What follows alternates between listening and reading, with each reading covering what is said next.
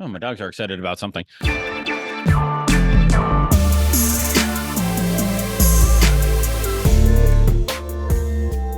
Welcome to The Other 51. I'm your host, Brian Moritz, and this week joined by one of my favorite internet writers, one of my favorite Substackers, Dave Karpf. Welcome to the show. I appreciate you being here. Thanks for having me.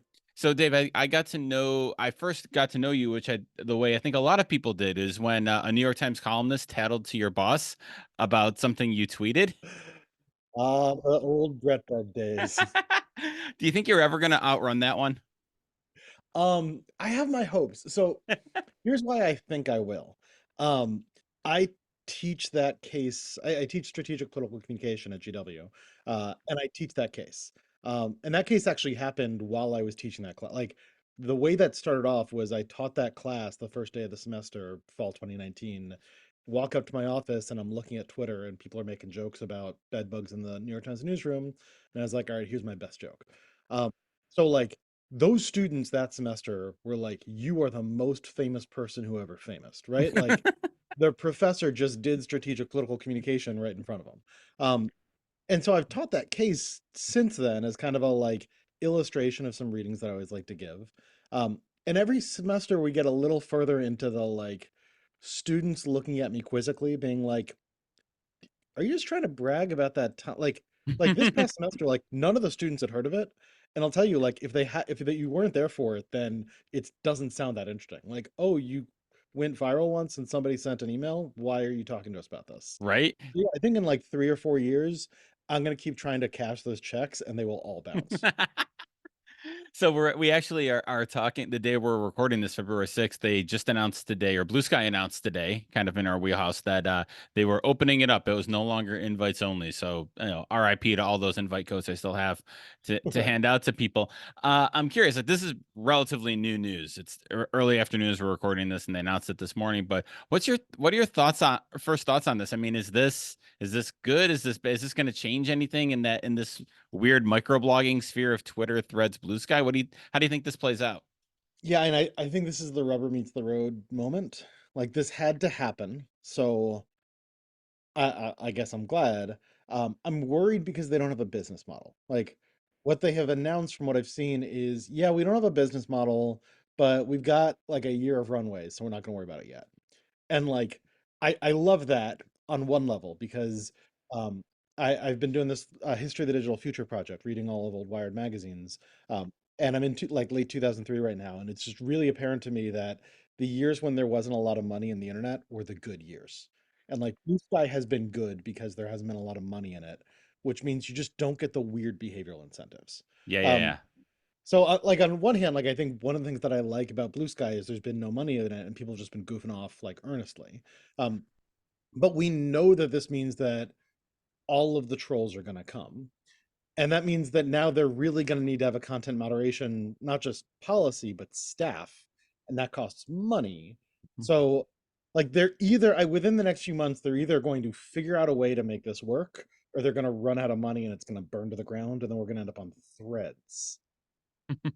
So Nobody wa- I- I'm kind of straddling between the three, and I don't know. Threads is okay, but mostly just because I have a couple friends who are active there, and so I can go back and forth with them. But it's not. People write a lot on Threads, man. They write epistles on Threads, and I don't have time for that. So I got a question for you because I have like a brewing hypothesis. Do you use Instagram? Yes. So I'm pretty convinced since Threads is drafting off of Instagram, it's built on top of it, that if you use Instagram actively, Threads is probably decent. Yeah. I I had an Instagram, I like set up Instagram years ago and then forgot the password and like never used it all. And so Threads is barren for me. And I think that's just because I don't use Instagram, but like it's fine for some people. I think people who like Instagram actually have probably a better experience than I do. It is a graveyard for me. Yeah, no, that makes sense. Like I remember it being fun the day they launched Threads, and it was like you got it on Instagram and like everyone's joining at the same time, and it's like, oh my gosh, this is actually kind of fun. This isn't Twitter. Mhm. There are no Nazis here. This is friggin' great. And I think that was its kind of secret sauce, I think, built in, was that built-in network effect, right? Like you didn't have to go out and find everybody who's on it like you tried to do on Mastodon or even on Bluesky. Like you had your network already built in. Mhm. But yeah, if you're not active on Instagram, it doesn't have it. But the other thing that I found interesting, I talked to a good friend of mine who teaches this stuff, in our field, and she said that like one interesting thing is, what personality do you bring to threads?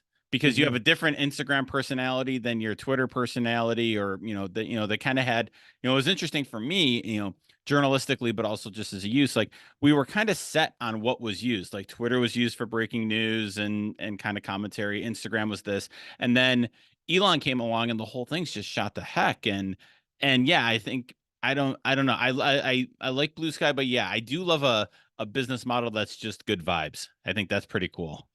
Like, and like if they've managed to find a way to keep on scaling Blue Sky and do content moderation that is effective but cheap, that would be amazing. Like I that would be amazing. Because that's kind of the dream, is we want effective content moderation, and it would be nice if it didn't end up costing so much that you have to do a bunch of other things that are ruinous just to Right. pay the bill. Right. Um, and I feel like that's theoretically possible, but threading that needle just seems so hard that no one's done it. So like, look, I'm gonna cross fingers. I'm gonna keep goofing off there, but if they don't have the content moderation staff to enforce the policies, then even if you get the policies right, it just seems like all of the worst people who are on Twitter but bored because they drove off all the not worst people. Like they're gonna come over and they're gonna find ways to be obnoxious. And that's when you need to be able to pay staff to enforce stuff. And I we'll see how it goes, but I'm worried at least. Yeah. You mentioned your History of the Digital Future project and the Wired project, and that you can read a lot about it at your excellent Substack, The Future Now and Then. And I'm not just saying this because you agreed to be on my podcast, but yours is the one of the Substacks that like I don't wait to read. Like how you get a billion Substacks and like they pile up and you'll get to them eventually. Yours is one of the ones I read when it comes because it's so thoughtful and so Thank you. well written and well done. We'll get to the Wired stuff in a minute, but we'll avoid the whole Substack question because that's old money right now. Who cares? Uh, But like, how did you kind of start writing on Substack, and kind of how do you view your Substack? Like when people subscribe, what are you hoping that they get from it? Um, So the way I started writing it, I've been teaching a class on history of the digital future for 4 years, to kind of work out ideas for the book, and also just because I wanted to do something. What really happened is I was associate director of my department, which is what back then we were calling department chair, and I'd always had this idea of teaching a class where we just read old digital media and just sort of talk about patterns and trends. And at some point, I realized like, oh, the person who has to approve that is me, so I'll just do it. Um, so I was teaching that class, and the students do a end of semester paper on like pick the topic, whatever you're interested in, and write about the history of the digital future in it. And a student of mine had chosen journalism. This is like 3 years ago, and she was talking about how Substack kind of looks like the future, but in the same way that blogging did. And at the end of it, I was like, "All right, so does that mean I need to start a Substack?" And she was like, "Yeah, you definitely do." And I was like, "Ah, damn it." Um, the bigger thing, because I set it up and didn't use it for a while. Um, I got very stuck on this project. So I started this project in, what was it, the summer of 2018, and also became associate director then. So I had too many administrative responsibilities, and we also had a kid, and then we had a second kid and a pandemic. And I think this probably like everybody was broken by the pandemic in a different way. Um, I ended up through the midst of the pandemic sort of feeling like I couldn't write anything anymore. And I just started stacking up ideas that I wanted to write on. And they meant that I couldn't come up with new ideas. Like anytime I had an idea, I was like, oh, that relates to that thing that, God damn it, I haven't written yet. So I started to get really frustrated with myself. And then what was it, 2 summers ago, just kind of decided every week I'm going to write a thing. And sometimes that will be a thing that has been backlogged and outlined for a year or several months. Sometimes it's going to be me making fun of Elon Musk or whoever. Um, but I'm just gonna start a writing practice of writing every week. so that I can clear out these ideas and feel like a writer again. And so I started to do that. That also means like I'm always so kind of surprised when more people follow the Substacks. It's like this is a political scientist who decided to start reading old Wireds to talk about how we got to now. Um, that feels very niche to me. Like I'm just writing stuff I want to write about. Some like the things that I think have generated the most new readers are like when I make fun of Elon Musk, and like yeah, I get that. Mhm. I would read those too. But like the past two or three that I've done are like revisiting the new economy from 1999. The fact that there's an audience for that always surprises me because it's like this isn't this my weird thing? How many other people have this weird thing? But I mean the Substack is it's called the future now and then because I'm talking about the future and now and then and what it looked like now. Like it's all those things at once. But it's sort of the intersection of technology and society, and me working out ideas for what will eventually be a book, and some contemporary stuff when I need to yell about something contemporary. Um, and you know, it's a free Substack, so I like it's kind of like I'm gonna try out my stuff and work on my ideas and my writing, and if people find that interesting, then they can read and find it clever, and I'm unsubscribe when they get bored. So how much did that weekly kind of getting back into a writer practice 2 years ago when you started doing that, has that helped? Like, are you, like, did it unjam you? Like, how is that what's that look like for you as a writer 2 years later? So it has definitely helped in terms of there are now a lot of ideas that I had that I have written. Like I went to a conference last, I think it was like March or April, and it was a like a niche conference on the ideologies of Silicon Valley, with a bunch like everyone there are people who I am at least mildly intimidated by because of how impressive I find them. And what I found over the course of the weekend is we kept raising topics, and not only did I have something to say, but I was like, oh yeah, I've written on that. And it's like instead of having thoughts in my head, I had put them on paper, and they weren't perfect. You know, like in many ways, they're very drafty. Some of those pieces, when I go back and look at them, I think like, oh yeah, I nailed that passage. And sometimes I'm like, oof, this needed work. Um, but you know, instead of it being an outline that I've emailed to myself that every week I snooze and say like next week I'll get to this, um, which is a good habit until it's a bad habit. I've put a bunch of stuff on paper. I've seen what has resonated with people, and I can kind of move to the next thing and hyperlink and draw connections. I'm on research sabbatical this semester, so I'm finally trying to write the book now. Um, there is the problem of I made a list of all the essays that I already written, and there were 54 of them.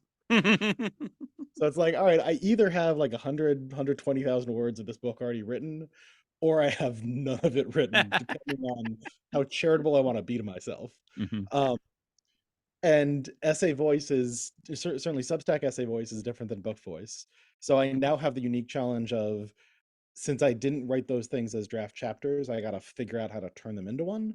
But that's a much better problem than just feeling like, all right, I have so much to say and I don't know where to begin. Instead, I've begun and been doing it for long enough that I just got to figure out how to convert. So you were teaching this class and you're writing the book on kind of like the Wired archive. Where'd that idea come from? How did that idea come to you? Um, so the joke that I always make is this is what happens when you give a guy like me tenure. I feel that Uh, deeply. Yes.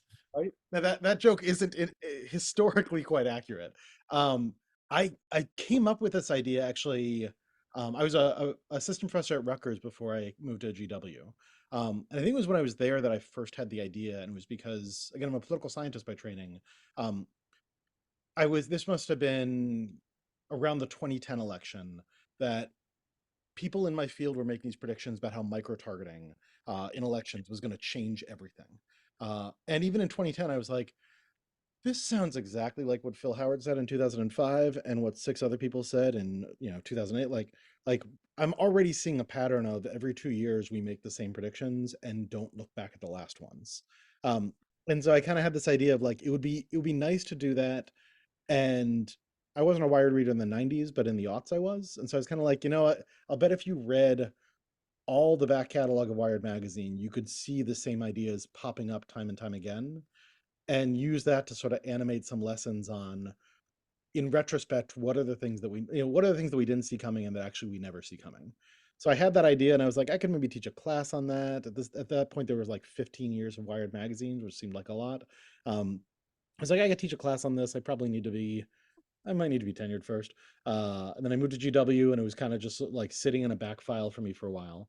Um, and then in 2017, when we had my first kid, I had this, in retrospect, terrible idea that while I was on paternity leave, I would get a bunch of Wired magazines out of the library, and like while the baby slept, I would just read Wired magazines, and this could be like a project that I started then. The I like ordered that I went so far as to order them from GW Library, and like went to the library, and they're like, "Oh yeah, this is on reserve. You have to read it here." And I was like, "Well, this isn't going to work." And then I also learned that during paternity leave, like I was reading 2 books per day during paternity leave, but one was about a giraffe that can't dance, and the other was about a hippopotamus. Because like all you Classics, do, right? classics. Like, Yeah. yeah, like all you're gonna do during paternity leave is like try to survive being a parent and sleep when you can. So that was never gonna work, but it was kind of still drifting there as a thing that I wanted to do. Um, and was chatting with actually just chatting with an editor from Wired magazine in like late 2017, who was, you wanted to hear about some other, like my ideas on some other stuff that was going on. And he was like, "By the way, are you working on anything?" And I was like, "No, I have this thing that I want to do where I'm going to read all the back catalog at some point." Um, and they were coming up on their 25th anniversary, so he was then like, "Why don't you do you want to pitch that for the 25th anniversary issue?" And I was like, "Absolutely, I do. By the way, as a non-journalist, how do I pitch?" When I finally said something, he like there was like like a long pause, and then he emailed back and he was like, this reads more like an academic abstract. And I was like, right, yeah, I don't know what a pitch is. You need to Right. explain that to me. So we like worked that out. Um, and that meant that the first version, I sort of speed read them in 6 weeks in 2018, and got a broad sense of it, and then wrote about it for their 25th anniversary issue, and was like, okay, there's a book here. I got to do a longer, slower version. That's what I've been doing ever since. I've been reading your stuff on it and keeping up with it, but for those of you, for anybody who hasn't, please know that the early years of Wired seem pretty bonkers in So retrospect, right? bonkers. What is like? Do you remember going back and like your first kind of holy balls moment? This is off the charts. Because was it early on, or was it like? Do you remember a specific cover or a story where it's like, oh, I've gone into Neverland here? I mean, there were a few. So the whole first year, there's only 6 issues in the first year. It's 1993. So like they're talking about the digital revolution, but they haven't identified the World Wide Web yet. So like they're talking about the digital revolution of like people are getting on like Delphi and CompuServe, and that's going to change the world. And in '94, they're like, the digital revolution is CD-ROMs, like stuff which where you read it now, you're like, oh, fellas, oh man. And they're talking about it as like CD-ROMs are going to be the biggest thing since Fire. It's like it's a bit much, guys. I think the moment for me was the fourth issue of volume one, had this article called Mediasaurus by Michael Crichton, where Michael Crichton is predicting that within 10 years, the New York Times will be dead and gone, as will all institutional media. Um, and that the thing that will replace it, because the thing that the internet is going to make possible, is basically C-SPAN. Missed Because it what by that people, much. yeah, like what people really want is tailored news that they will pay for, so that they can have better investment advice. And it was just sort of like the number, like the amount of confidence in there and the amount of wrong in there, not just on the dates, not just like, yeah, it turns out that the journalism crisis will start in 2007, and the New York Times will end up being one of the few that isn't all that in crisis. Like it's not just that he gets the dates wrong, but like the mechanics, the model of what society wants from the news, like top to bottom, it is so confident and so gloriously wrong. So I feel like that was the moment where I was like, oh, I okay, we got something here. We can profit we can usefully make fun of the past. Like I mean, as anybody who knows from the Brett Bug story, like the thing that I probably have the most gift at is like saying slightly obnoxiously snarky things with a point. Hmm. Like if I can do that in a way that is also like intellectually generative, then like cool, that's the sweet spot. So like yeah, reading that I was like, okay, we can do this. We can play with this. So, I mean, picking on bad predictions and internet and stuff from the 90s and marveling at that is, of course, a gold mine for people like us. And that snark is great.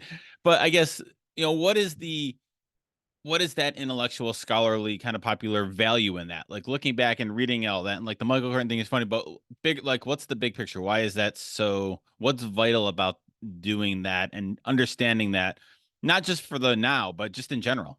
Yeah. So I would say a lot of it is for the now. It's that the ideology underlying Wired magazine in the 1990s, which Mark Andreessen calls techno-optimism, and they kind of called it back then too.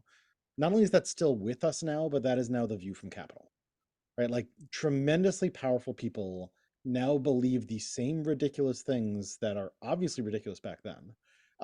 And they are claiming that those things are new and kind of punk rock as though they hadn't been tried, even though not only have they been tried before, but it is the dominant ideology of capital. Um, so I mean, again, like I've been working on this project since 1998.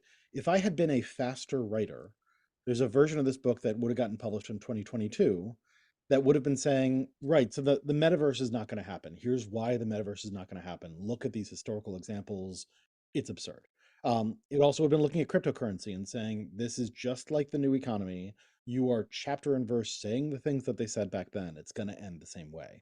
I'm kind of glad that I'm not that fast of a writer because that would have come out like late 2022, early 2023, just when everyone else would have already figured that out and known it.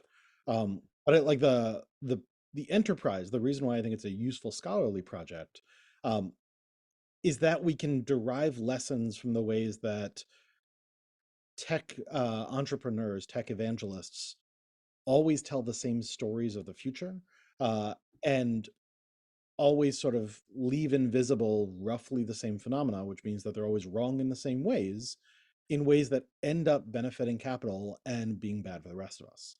So the broader argument I'm going to be making, I've made this a few times in the Substack and it'll get dressed up for the book, is rejecting technological optimism and technological pessimism. Like I'm not arguing for like, let's have some more moral panics, but instead what I call tech pragmatism. Um, and by pragmatism, I don't just mean like, hey, let's meet in the middle. What I mean is we should be focused on the pragmatic things that we can do to build a better society. So instead of like looking at AI right now and saying, well, it's here, I guess we all need to adjust, what we ought to be doing is saying that there's a new set of technologies. It is not inevitable, it's not inherent. Um, it can be made better or worse based on choices that we make, particularly that government makes.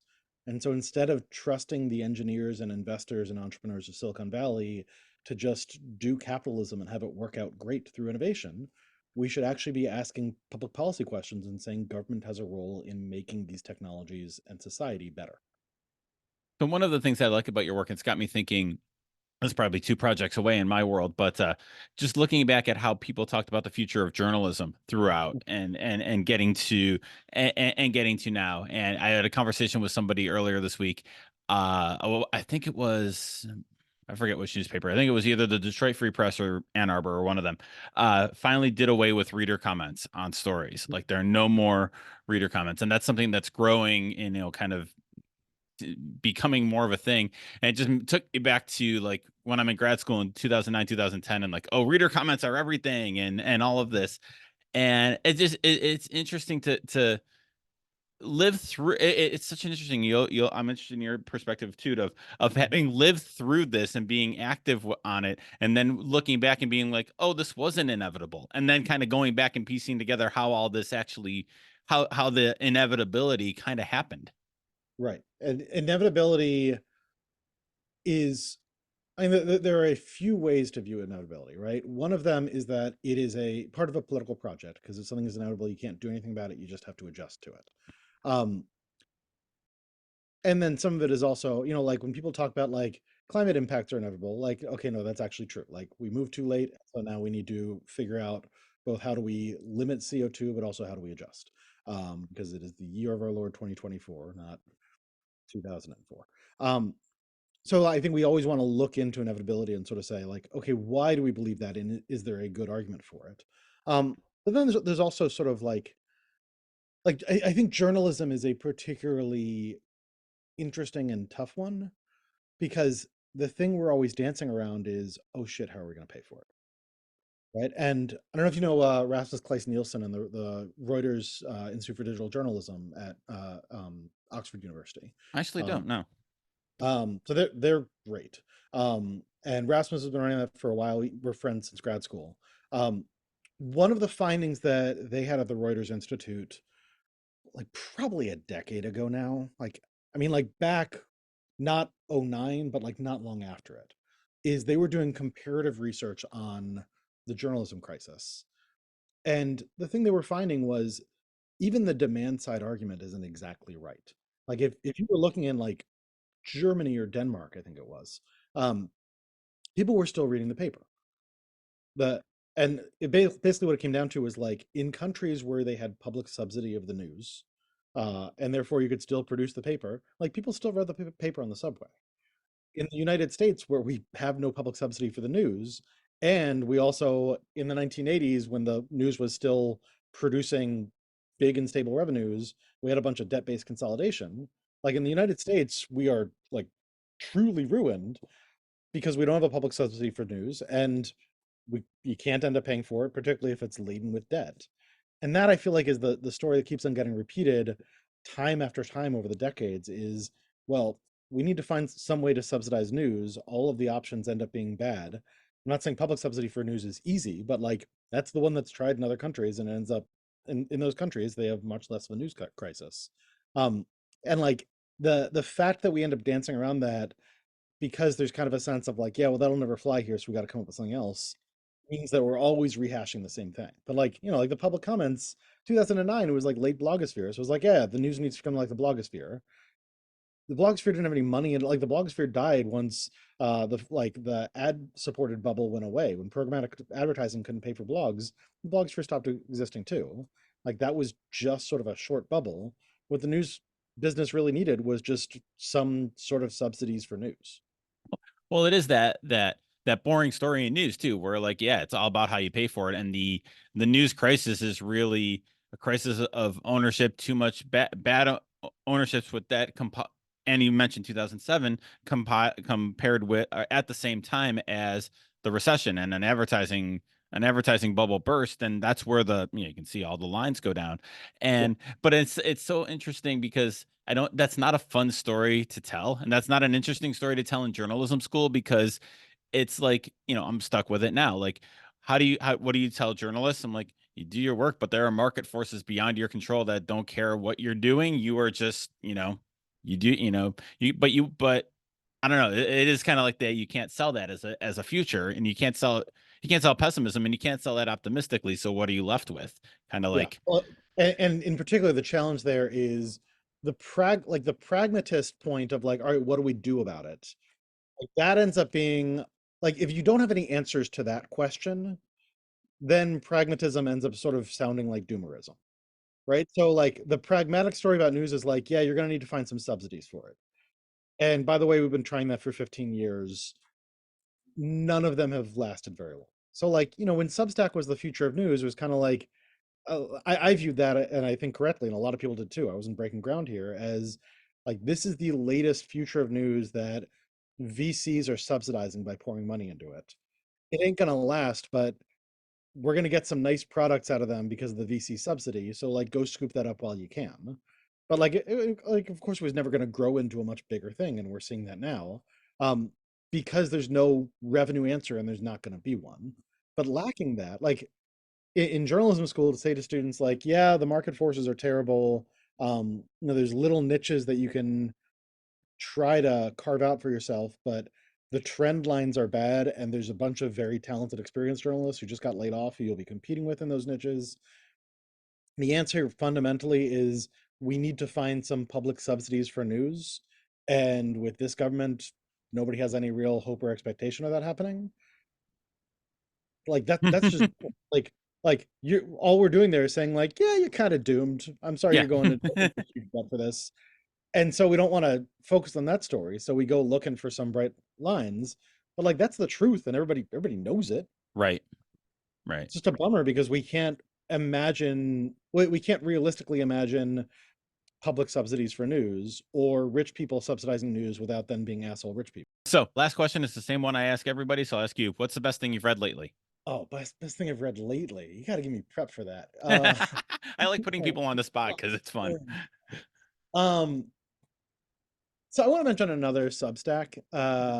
There's a Substack. I don't actually remember the guy's last name. His name is Matt from Lost Tempo, but the Substack is the Lost Tempo. I'm gonna pull it up to see if I got it right. Yeah, Lost Tempo by Matt. It's tempo.substack.com. Um, this guy is from Australia and like works in like corporate futurism and is like funny and snarky as hell about it.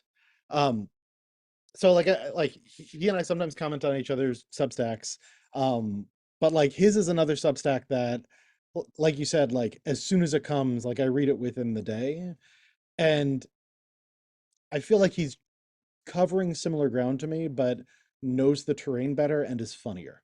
So like for anybody who actually like reads my Substack, like you should read his too. Like that is so good and so fun so often.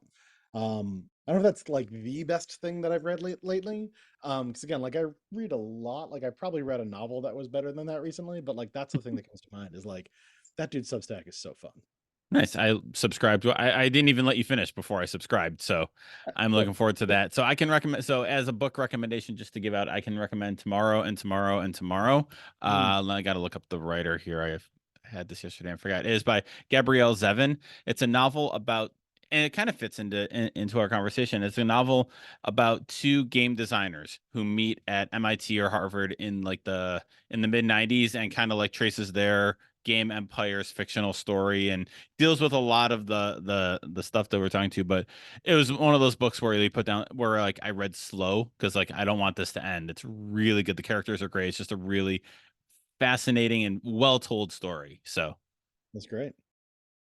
Oh, another one for books. There's a book called Dumb Money, okay. not the one by Ben Mesrick that got turned into the movie about GameStop, but a different one from 19, I think it came out 2000 and no, 2000, by a couple of original Wired writers, Joey Enough, Anuff, and Gary Wolfe.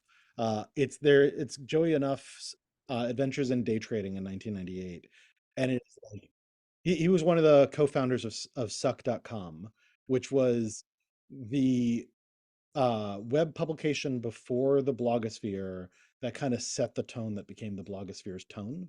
Um, and like the thing that's great about, and again, you'll read it and you'll be like, yeah, this is about day trading, but like the guy is so good at like taking the piss out of himself and sort of like explaining what he's doing and then explaining why like it's all just fundamentally ridiculous and of course it's not going to work out in a way that just like even 20 years later like it holds up well and it's just like a fun read. I'll have links to that in the show notes. We'll have links to your Substack in the show notes. And Dave, appreciate you taking the time. Thanks a lot.